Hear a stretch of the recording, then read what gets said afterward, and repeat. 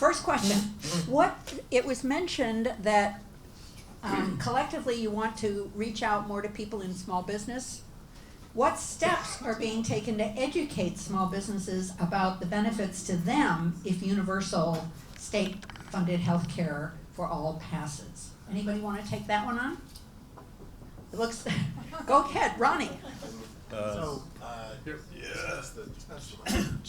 is a. I think we have to pass this mic. Yeah, we. You got to use both. I can use both. I'll hold it. You can.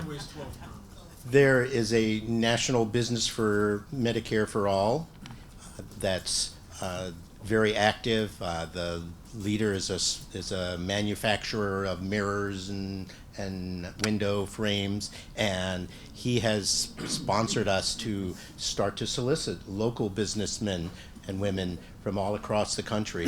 And he has some great heart-rendering stories that he shares. The videos are available online or from different board members here. And we are working with business leaders in Washington State to help join that organization and to help join our organization to represent the fact that businesses will gain by this. It's a way to keep employees if they aren't offering any health insurance at all. It's a way for small businesses to pay a progressive amount that, with larger businesses paying a slightly higher percentage to make it fair for everyone.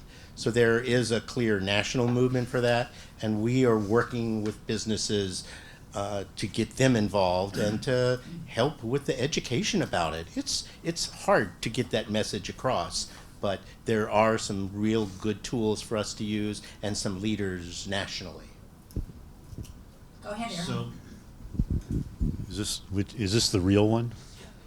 So I applaud efforts to work with businesses of all types on these issues, but I think we need to be we need to understand, we need to not be arrogant in approaching business leaders that the problem is just that they don't understand, that we have to somehow educate them. I mean, this is generally true in the political system nowadays, and be humble and to acknowledge that people have legitimate concerns about the notion of government running this big part of the economic sector and this big part of our lives.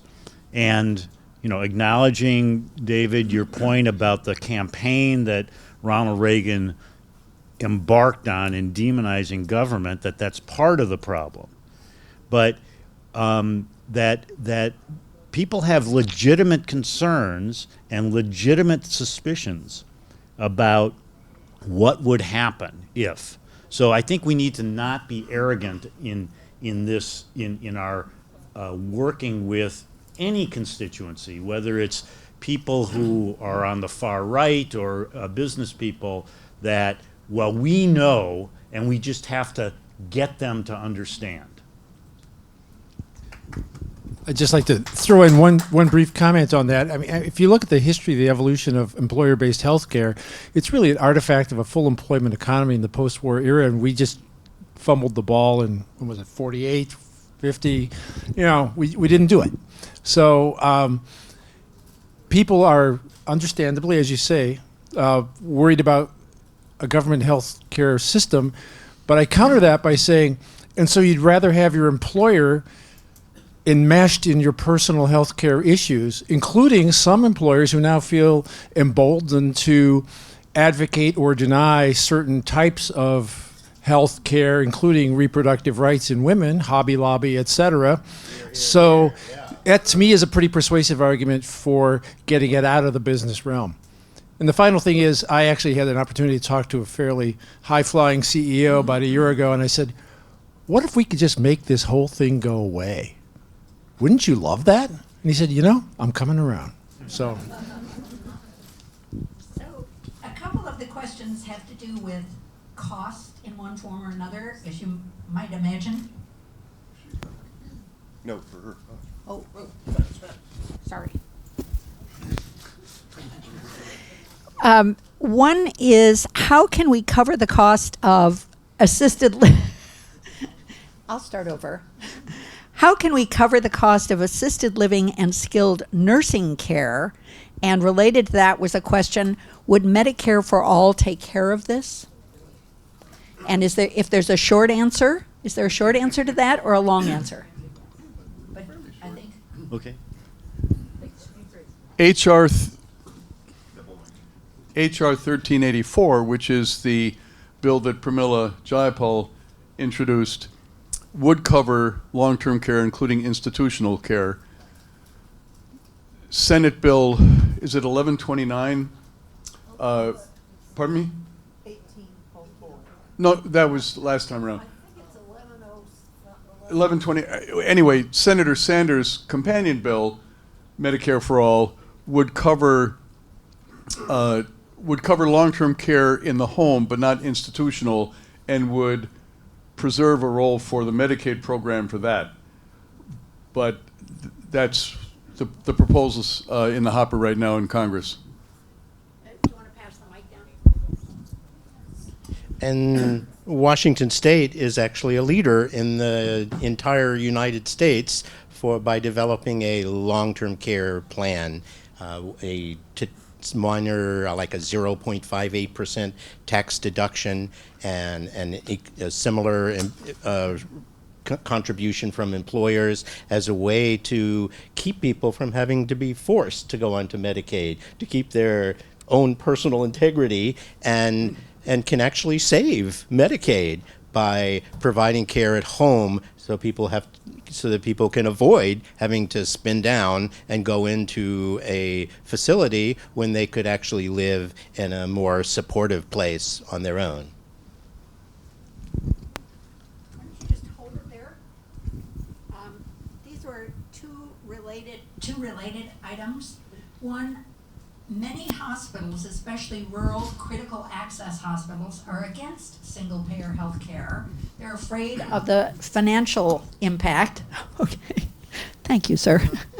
How can we preserve these small rural hospitals if we switch to a single-payer system? And is there strong support for single-payer from most community health centers? If not, why not? So the community health centers, we've got somebody who might want to talk about that piece, but also anybody who wants to chime in on the rural critical access hospitals who are currently opposed to single payer. But, I'll just start with the first and say that the vision statement of my organization, we have vision, mission, principles. The vision statement is there is universal coverage and we are the provider of choice. So I'll just say that yes, philosophically, our board is very much in favor of universal coverage, and my health center peers would agree. And, as I said in my comments, coverage does not equal access, and our patients need far more than just a card in their wallet. And so, if I ever am critical of a universal coverage plan, it's only that I'm looking for assurance that the lowest income, most vulnerable, people with multiple problems, multiple healthcare needs, people who've been most marginalized from the system will be able to make use of it. So universal coverage is great as long as there are also assurances that protect universal access. That's going to be a real challenge. And let me add to that in the spring newsletter of Healthcare for All is a really excellent and interesting article on this topic by Rich Kovar, physician at Country Doctor Community Clinic.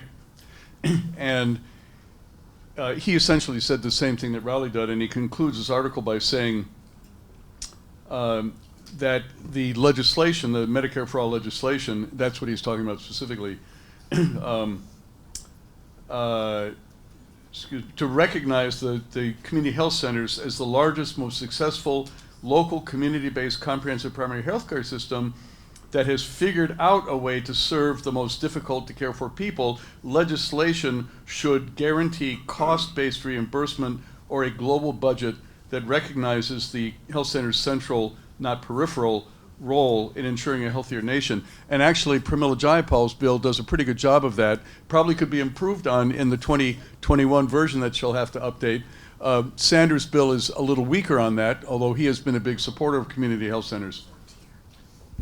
Since I have the microphone, I'd like to. I've just been warned that we're going to be running out of time. Okay, thank you. We've got a lot of questions here. So let me just quickly ask one more. That several people asked a bit about the Bill 5010, the Kahana bill, and whether or not that is, they want to know, is there a concerted effort to contact Senator Cantwell and Senator Murray to make sure we have a companion bill? How would these plans help people who may be residents of the state but who may move out and then back in? A variety of things just related to that bill. And just to be sure, that is indeed the same bill that people knew. And it is not a universal health care bill, is it? That was one of the questions. The state-based Universal Health Care Act is, in fact, a bill that would allow states to create a truly universal system for all the residents of the state. And It doesn't automatically do that, though. no, but this. It allows. Well, right. And I'm sorry, what was the first part of the question? About, is there a concerted effort to get Senator? Yes. As a matter of fact, 3 days ago, that very question was sent to Senator Murray and Senator Cantwell from Puget Sound Advocates for Retirement Action, which has a monthly phone call with their DC staff. And we'll be talking to them Monday and find out what they have to say about introducing a companion bill.